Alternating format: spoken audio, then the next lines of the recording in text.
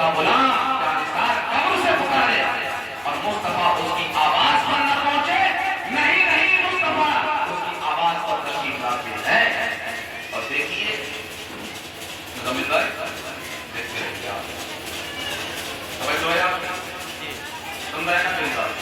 بہت سبحان اللہ، جھک کے بہت سبحان اللہ۔ اب دیکھیے آپ کہ آپ قبر میں پہنچے تو کہ آپ کے پاس روشنی کا کوئی انتظام آپ کے پاس روشنی کا کوئی انتظام۔ یہاں تو بغیر روشنی کے نیند نہیں آتی ہے، بغیر روشنی کے چلا نہیں جاتا، رات کا سوچتا نہیں ہے، اندھیری رات میں آدمی پریشان ہو رہا ہے۔ وہاں روشنی کا انتظام کہاں سے ہوگا؟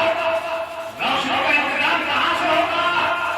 تو اللہ کا شکر ہے کہ یہ کام بھی ہمارے لیے آسان ہو جائے گا، یہ کام بھی ہمارے لیے راہگارا ہو جائے گا، کیونکہ مصطفیٰ جان رحمت کی وہاں طلعت جلوہ فرما ہوگی، وہاں سرکار کی صورت طیبہ جلوہ فرما ہوگی، بھائیوں کی سرکار خود جلوہ فرما ہوگی۔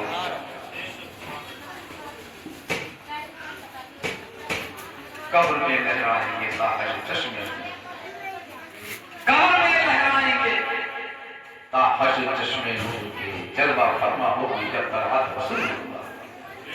جب سرکار کی صورت زیبا جلوہ فرما ہوگی، علماء فرماتے ہیں یا تو روضہ پاک کی کھڑکی کھول دی جائے گی، وہ اپنی قبر سے مصطفیٰ کا دیدار کرے گا۔ علماء فرماتے